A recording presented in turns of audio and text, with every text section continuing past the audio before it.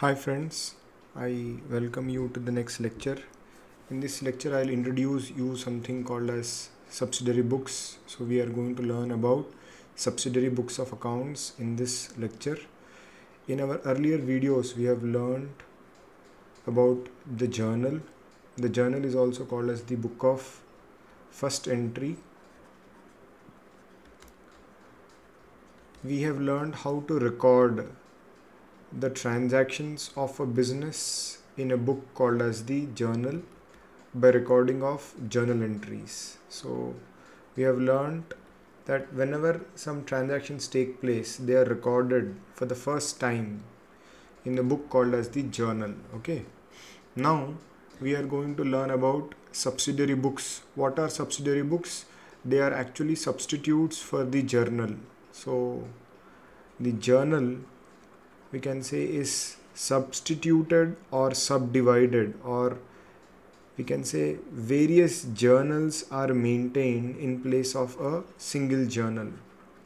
So instead of having one journal, one book for recording all the journal entries, we are going to have separate journals or separate books for recording the journal entries, like the purchases book, the sales book, purchase returns book, sales returns book, cash book, bank book, and the journal proper. So I have written the list here.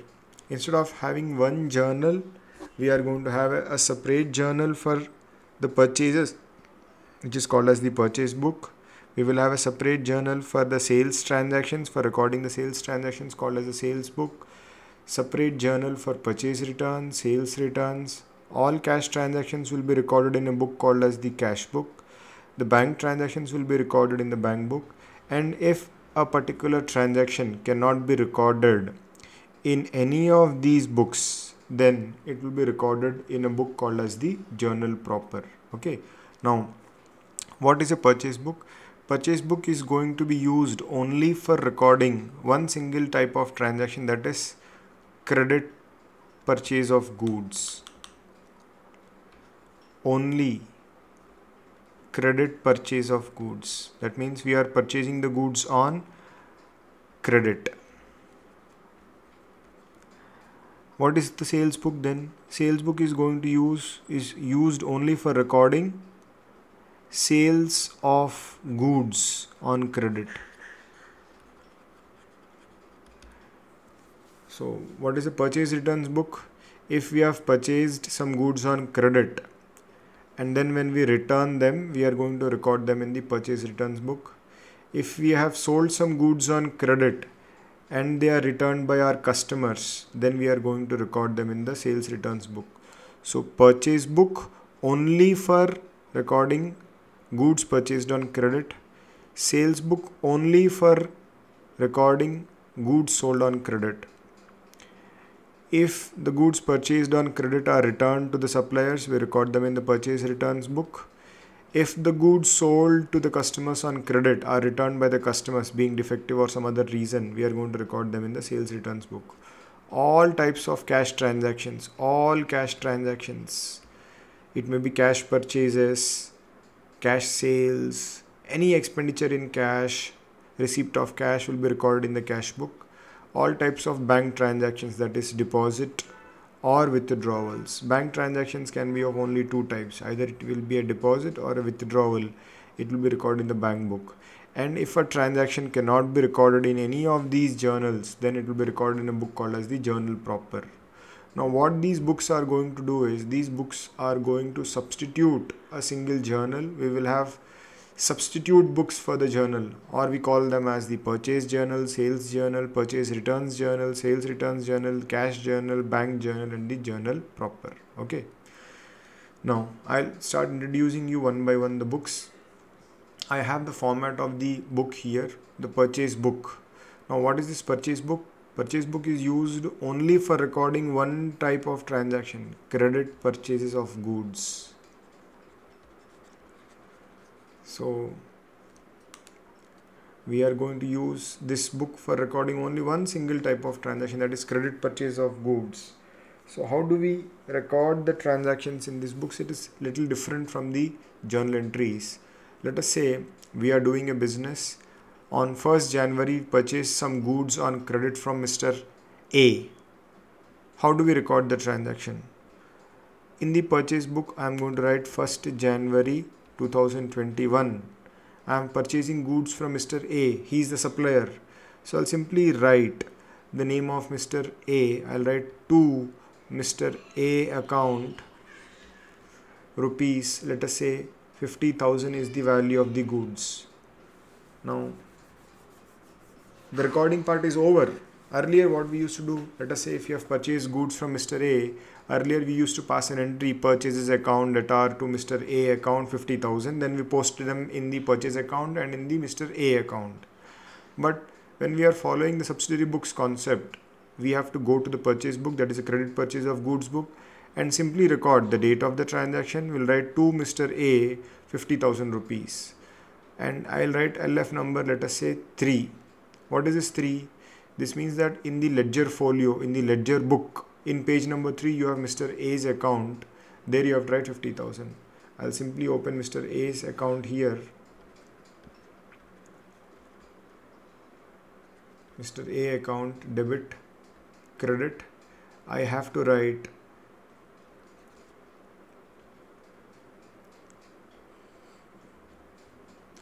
buy purchases 50,000. That's it. I have recorded the transaction. I have completed the journal entry part, and I also have posted in Mr. A account.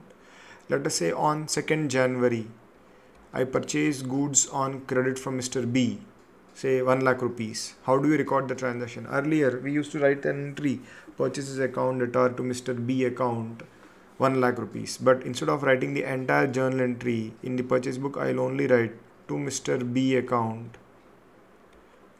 Let us say it is in page number 4 of the LF, 1 lakh rupees. That's it. The entry has been recorded. Now what should I do next? I should go to Mr. B account in the ledger. This is in page number 4 of the ledger. This was in page number 3 of the ledger, debit side and credit side. I will simply write here buy purchases rupees 1 lakh. That's it. I have completed the recording part, and I also have completed the posting in the vendor's account. Let us say on 3rd January, I purchased some more goods from another vendor, Mr. C, for rupees 2 lakh. How do I record the transaction? Instead of writing the entire journal entry, I will not write the entry purchase account debtor to Mr. C account. I'll simply write here 3rd January 2021 to Mr. C account. Let us say it is in page number 5. Let us say 2 lakh rupees is the value of goods I have purchased from Mr. C. That's it. The entry has been recorded in the purchase book. It is so simple, and it even doesn't look like a journal entry. I will go to Mr. C account. In the ledger, it is in page number 5 of the ledger. I will go to the credit side and I will write buy purchases rupees 2 lakh. Let us say on 10th January, I purchased some more goods from a supplier, Mr. D. So I'll simply write here Mr. D account, page number 6. Let us say 3 lakhs rupees. Now, the prerequisite or the condition for recording a transaction in the purchase book is that the goods should be purchased on credit. If you are saying purchasing the goods on cash, then in such case this transaction will not be recorded here. If you purchase goods for cash, you are paying cash and buying the goods, it will not be recorded here. It will be recorded here only when the goods are purchased on credit from the supplier. So we are purchasing goods on credit from Mr. D on 10th January on credit for rupees 3 lakh. The recording part is over. Now I have to go to Mr. D's account in the ledger. It is in page number 6 of the ledger. Mr. D account, debit, credit. I'll write here buy purchases rupees 3 lakhs. So this is how I post it in the ledger. Let us say on 30th January, I have purchased some more goods from a supplier, Mr. E. Now this time for 4 lakh rupees. So how do I record it? Instead of writing the journal entry, I'll simply write to Mr. E account, the name of the supplier, let us say it is in page number 7. The value of the goods is 4 lakh. So what should I do now? I have to go to Mr. E's account.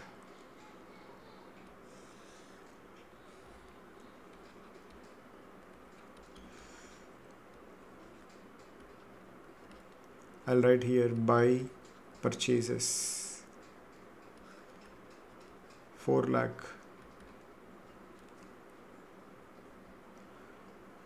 Now what is happening is when I record the transaction in the purchase book, I'm just recording the name of the supplier here and the value of the goods which I have purchased from him. Okay. And then I post it in the individual suppliers account in their ledger account. Let us say on 31st January 2021, I am purchasing some goods from Mr. F. The value of the goods is rupees 5 lakhs. That is, the MRP of the goods is rupees 5 lakh, that the retail price is 5 lakhs. He has agreed to give us a trade discount of 20%. That means I need not pay him the MRP because I am a trader. I am going to buy from him and then I am going to sell it at the MRP, that is a price which is printed on the goods. So he is agreed to give me a trade discount of 20%. That means I need not pay entire 5 lakh. I have to pay only 4 lakhs to him. So how do I record the transaction? To Mr. F, I will write, let us say it is in page number 8. The value of the goods which was purchased, the MRP was 5 lakh, but he has agreed to give me a trade discount at the rate of 20%, that is 1 lakh. That means the cost price to the business is only rupees 4 lakh. I will not record it at 5 lakh, I will record it at 4 lakh rupees. Trade discount, that means whether I pay him the cash immediately or not, he is ready to give me this discount. Okay. So what I'll do, I'll go to Mr. F account.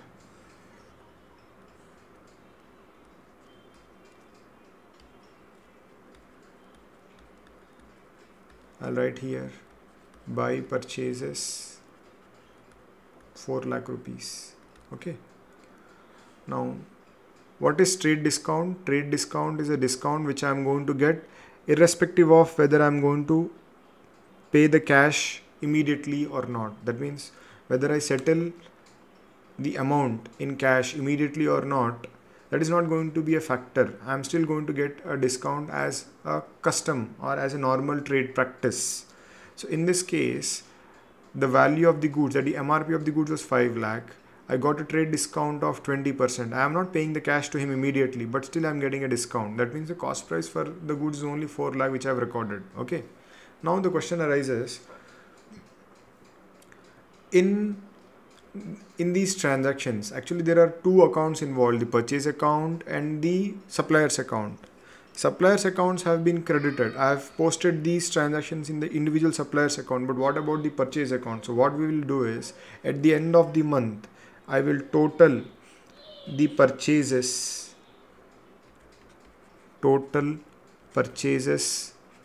for January. Now, what is the total of the purchases? 1 lakh 50, 3 lakh 50, 6 lakh 50, 10 lakh 50 and 14 lakh 50,000. So 14 lakh 50,000 is the value of total purchases. What I'll do is, we have to post it in the ledger. Let us say it is in page number 5 of the ledger, page number 9 of the ledger. So what we'll do is, we'll go to page number 9 of the ledger. Let us say we go to the purchases account, debit, credit. I will write here to sundry creditors, 14 lakh 50,000. So what I've done is, I have totaled the purchase book. The total of the purchase book for the month of January has been posted to the debit side of the purchase account in the ledger in page number 9. This is only an example. It can be any page in the ledger. Okay. So in the ledger, I go to the purchase account. I debit the purchase account with the total amount of purchases for the month of January. So I'll write here January. So 31st January 2021, I'll write two sundry creditors, 14,50,000. What do you mean by sundry creditors here?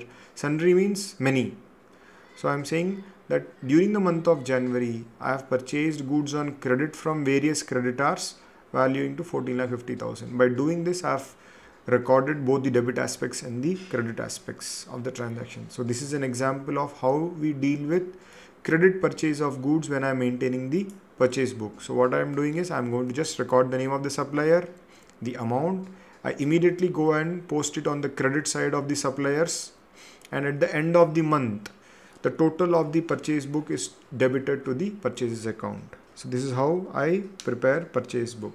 In our next videos, we'll learn how to prepare the other subsidiary books like the sales book, sales returns book, purchase returns book, cash book, bank book, and the journal proper. Thank you.